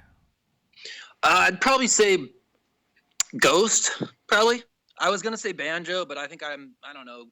I'm going to say Ghost. Hell yeah. I think our styles transcend a little better. Like, I feel like I have more to learn from him. Like, Banjo is just an amazing artist, and like you can see what the secret to his work is. It's just very clean and very precise, and it's broken down to like really small, intricate pieces. And Ghost, it's kind of like he's just a really good fucking sculptor. Like his shit is I just feel like I don't even know how to explain it. I just feel like I have more to learn from him. Yeah, There's a little bit more about the way he makes his. There's just like, I guess it's like the way he makes his stuff is a little bit more of a mystery to me. I'm not quite sure on his techniques and stuff. Whereas I kind of know how Banjo does his stuff, but it's just he just does it really, really good. Mm-hmm. Yeah, I know exactly what you mean. All right. Hell yeah. So what are your top 5 favorite colors in glass? I'd say green stardust, purple lollipop. I mean, I can only name colors I can get. I like agua azul. Mm-hmm. Is really nice. I like grape. Maybe one more. I'd say blue stardust. Okay. Is the green stardust and blue stardust being made still? Do you know? Yeah, it is. The thing is with those colors is they are like a really amazing colors, and they're really friendly to work. But every once in a while, you get a bad batch that has like too much air in it, and you get all these air bubbles that like come up to the surface and make your piece all shitty. But like most of the time, it's pretty good. Like I've only ever had a couple bad batches, and I use a lot of those colors. Nice. Hell yeah. What is your worst injury in the studio? I'd say a couple. Actually, it was pretty recent. It was like 2 months ago. I was making this giant solid prep. I had coated this like 30 mil solid rod with like 2 layers of purple lollipop, and then like 2 heavy layers. Like this was just this massive solid prep. And I was just heating it like crazy, got it all super hot, like ready to pull it down. I was going to pull it from like 30 mil down to like 10, 12 mil. And I started pulling it, and I accidentally like fumbled it like a total idiot. It just kind of slipped out of my hand. And I went to catch it again, and I just grabbed it right on like the hot molten part. Fuck. And I completely burnt the inside of my whole palm, just like so bad. It was really, really gnarly. And that put me out for like a week and a half or so until I could even get back on the torch. Yeah, man, we're gonna have to like move your hand. And I know, like, and it was kind of like, yeah, I mean, I could, but it was like, it was pretty bad. It wasn't, terrible. I haven't really hurt myself super bad, but it was a really bad burn. And then like, it reminded me of like, I did the same thing like 15 years ago.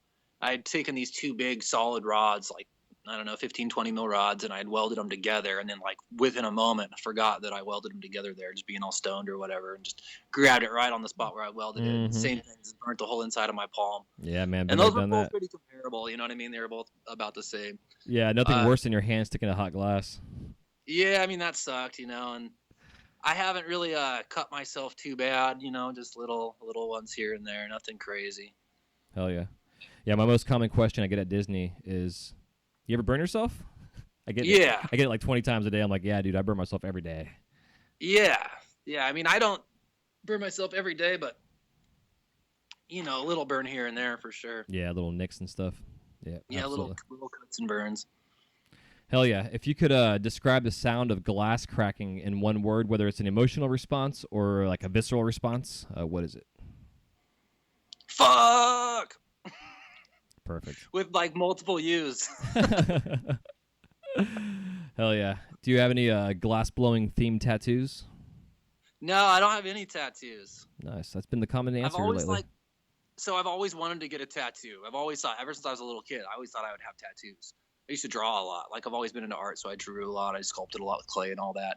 And I've actually, like, almost gotten a tattoo a bunch of times. But I kind of always feel like in the back of my mind, like, I want to create my own tattoo. And so there's been a few times I've sat down and, like, drawn something up. But I've never been totally happy with what I draw up because it's, like, it's going to be on me forever. So I want it to be super tight. So it's like I'm kind of stuck there. It's like I want to do it. I want to create it myself, but I can't create one that's, like, good enough. So I just don't get one.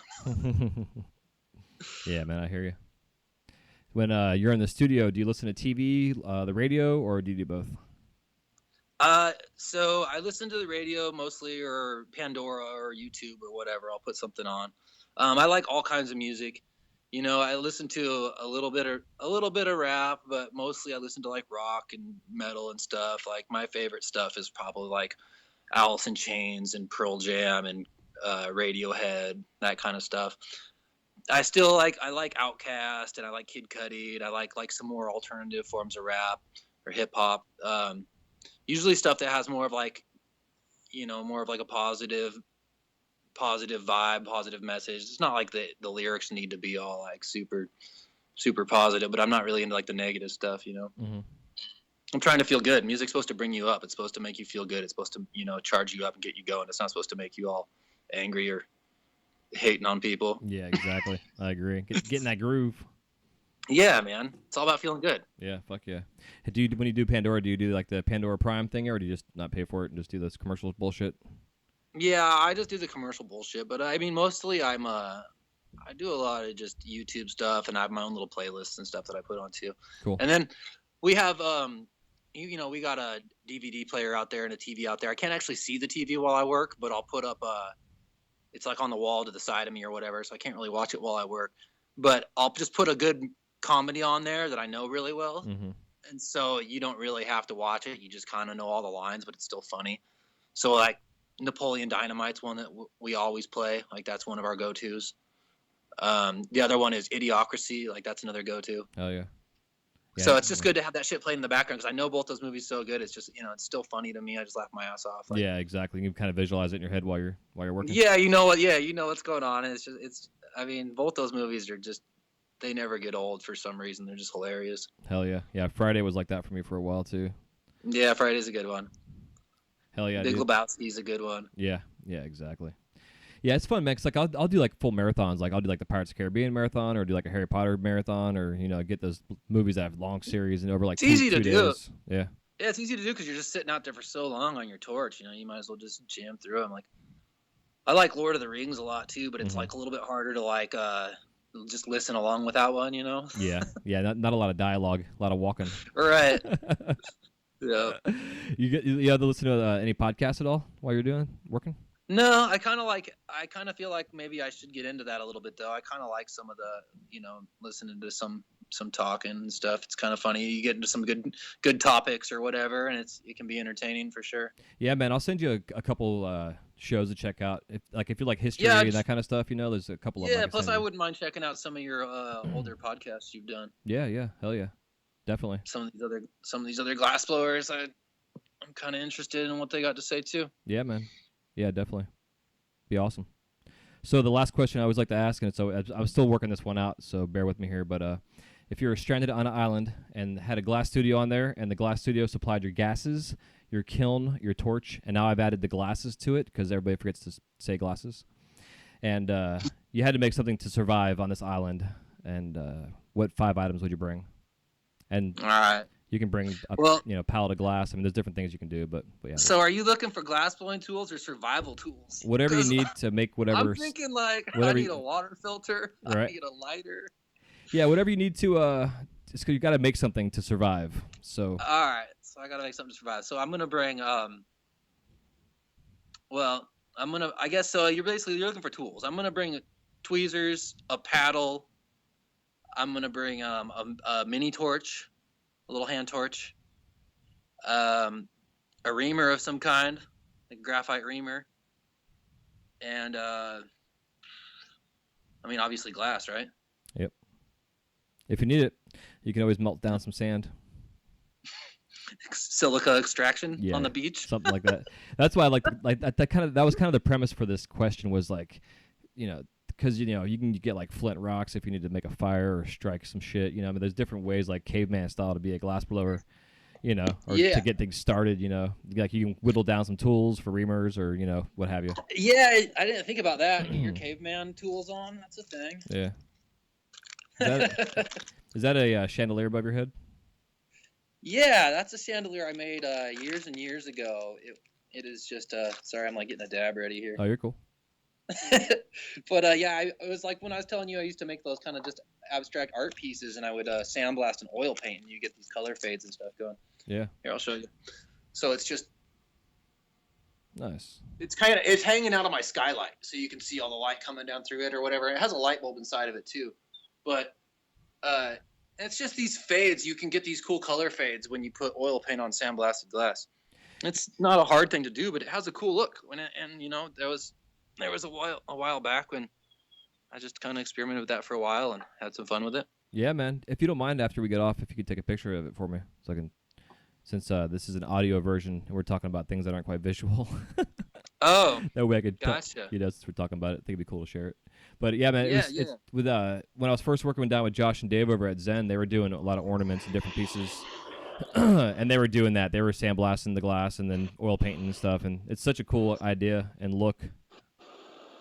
Yeah, it's such an easy way to make something really cool looking, and it's like, especially for art pieces, because you don't want to do it on rigs and stuff because people have to clean them. People got to put rubbing alcohol through that shit. You know what I mean? It goes through a pretty aggressive cleaning process to get your oil or your resin out of your pipe. Yeah, exactly. And so you can't get away with putting paint on your shit. But for an art piece, it's awesome, Yeah, exactly. So, you want to take your dab before I ask you the next question? Yeah, sure. The citrus shit's hot right now. So on the podcast, people can't see it. They don't get to see this stuff. They just hear it. It's full audio. Yeah.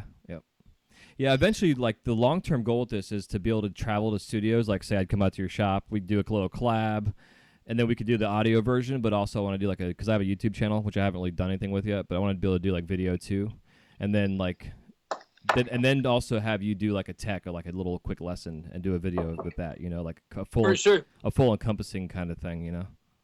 That'd be tight. And plus, it give me a chance to travel and meet everybody in person. Yeah, man. You're real easy to talk to, man. You're a cool dude. Thanks, brother. Likewise. Been looking at your stuff online, and I feel like we kind of been homies on there for a long time. You know what I mean? Yeah, absolutely. Yeah, I agree. Yeah, that's why. A long time we've been liking each other's pictures for a long time. I've been tugging on your dick for a long time, dude. I wouldn't say that. Yeah, maybe. Yeah, metaphorically, I guess, in a sense. Tugging on my metaphorical dick. Yeah, man. Yeah, I definitely dig your work, brother. It's been like I said last night, definitely have inspired my work just in terms of like flow and shape and form and aesthetics. Like I'm all about aesthetic, and you have an awesome aesthetic with your work. I appreciate that, man. It's like it's just such a. I feel really the longer that I go on in this industry, the more humbled I feel. There's so many good artists. There's so many fucking talented glassblowers. You start to realize that you're not special. You're just another dude out there making stuff, and we're all, it's either you're not special or we're all special. It's however you want to look at it. Yeah, I think we're all special, man, when it comes down to it. Because, like, it's like, you know, I've like growing up and then going through college and shit, and like learning about like Eastern philosophy and like not having an ego, quote unquote, you know. But like, Yeah. we got to have a little bit of, you know. Right. Well, it's good to have and ego as long as you realize that everyone else is also on some special shit. You know what I mean? It's like when you start separating yourself, like I mean, that's kind of what the word special means, I guess. You know what I mean? Mm-hmm.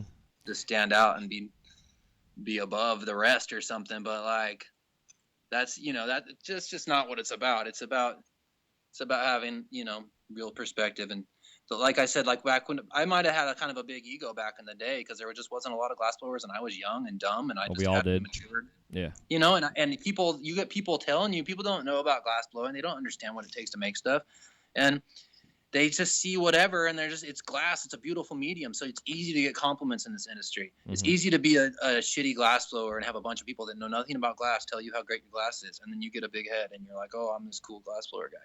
But, you know, the more time goes on, the more perspective you gain, you start to realize that, hey, man, like, we're all this cool glass blower guy. Yep. Yeah, man. You know, that's funny. That's like and we can all do it. You know, we all have that. We all have the ability to be fucking badass. You know what I mean? Yeah, absolutely. I completely agree. Especially nowadays with the amount of classes going on and the foundations that are being developed, and then the apprenticeships, and you know, it's a lot of sharing, a lot of open source now. You know, but where before it's like, I'm not gonna tell you that shit. Your competition. Yeah, it's a fucking weird. That's a weird thing for sure. I remember when I started, man, it was like people had weird curtains they'd put up and stuff. Yeah. Like they'd stop if you walked into their shop when they were blowing glass. They just stopped blowing glass. They wouldn't want to show you nothing. And now it's a lot more open. People share knowledge, and everybody gets way better, way faster like that. It's pretty crazy. Like I remember practicing bad technique for years, you know, and you just don't know any better. You're just making stuff as good as you know how. And if somebody would have just came along and been like, no, do it like this, it might have saved you like 5 years of just making fucked up shit. She had 5 years of this industry right now, dude, is like 20. And it's huge, dude. And so it's like we had to learn a lot of this stuff on our own. We had to figure out a lot of this stuff for ourselves. And we also created a lot of this stuff, you know. Mm-hmm. And the guys today, they get to come in and they have the advantage of getting to learn from us because we already went through all the hardships to figure it out. Which is why we need to charge more for our shit. And it's hard. That's a hard one, man. It is. It is, for sure. You know, I mean, but you know, you look at like different industries and the standouts, like Richard Branson's and the fucking Elon Musk's and like, you know, the Bill Gates, like all these big industries that the standouts, you know, that have changed the world in a sense, and different industries. And you know, there's a couple cats in our industry that. I mean, I consider you to be one of the names that I look up to in the industry. You know, like there's you and there's Salt. I mean, I can name fucking 50 people right now. It's also why I started doing this show twice a week, because like, if I did it one day a week for fucking a year, it's like I can just bring on 50 artists, you know, a year, and I want to bring on like 100 artists a year, because you know, there's so many out there. But like in terms of like a branding of yourself, you know, and I know you say like the Dragons have kind of like been like a catch-22 for yourself, but it's like, you know. Scoz Glass, that's your brand. I mean, you know, but it's also why I want to introduce you to on the show as your name, and then also here's your brand of Scoz Glass, you know, or Scoz. You know? So I think it's important that we're able to start to get to the point now in our industry where we can separate the two. We have us as a human being and as a creative person, then we have our brand over here, which is not always everything that we are. You know, exactly. And you know, like there's probably a bunch of glass blowers, you know what I mean, that are like have their style or their thing they're known for, but they have like all these weird things in their shop that people would look at and never have any idea they made it. You know what I mean? It's just like, you're not always making your style. Like Salt is probably not always making everything look like that. You know, he's probably tried some other things. Mm-hmm. Yeah. I was about to bring him up as an example. Exactly. Yeah. And you know, it's like, you know, we all like to experiment with other styles and stuff, but it's just, there's always one thing that you make that, you know, takes off. If you're lucky, you know, you'll have at least one thing that will take off. And then that becomes your style. And hopefully it's something that you enjoy making and something that you like, you know? Yeah, I agree, man. Yeah, dude, so before we let you go here, if you can give everybody a little parting piece of advice, and then where we can find you out there in the world of cyberspace. Yeah, so I guess my parting advice would just be to like stay true to yourself. Don't get too caught up in the money. Don't compare yourself to other people. Compare yourself to yourself. Always just strive to be better at doing you. And if you follow your heart, the money should follow that. And, it's a hard thing to do, and sometimes you just have to work on it a little bit at a time. Yep, exactly. Well said. Yeah, man. And then where can we find you out there in the social feeds and the interwebs? Yeah, and so Scoz Glass on IG, on Instagram, and then Scoz Glass on Facebook. That's pretty much it. I'm mostly just on Instagram. That's kind of where I do my thing. So hell yeah, follow me there. You have a website or like a big cartel or that kind of stuff? I have a big cartel linked off my Instagram. I'm also having a website like right now. Like I'm just about to finish it. Cool. You doing that all yourself? My wife's actually been rocking that out. So awesome. Good for her. Yeah. Well, again, brother, it's been an honor talking glass and shop talk, and how to promote yourself and find your voice in a sense, and also the struggles, man, because this shit is not easy. It's a fucking struggle, especially with the medium that we chose to live our lives with. I don't know what the hell we were thinking. Yeah, right. But yeah, man, it's been awesome. It was an honor to be on your show. So thanks, man. I appreciate it. It was good chatting. Hell yeah. And I hope you all enjoyed our conversation with Scoz, and definitely check out his stuff on Instagram and Facebook, and I'll have all the links in the show notes along with some pictures and stuff on the website. You can find his episode on wiseguymedia.com/140, and we'll talk to you on the next episode of the Wise Guy Radio Show. Take care. Love you. Peace.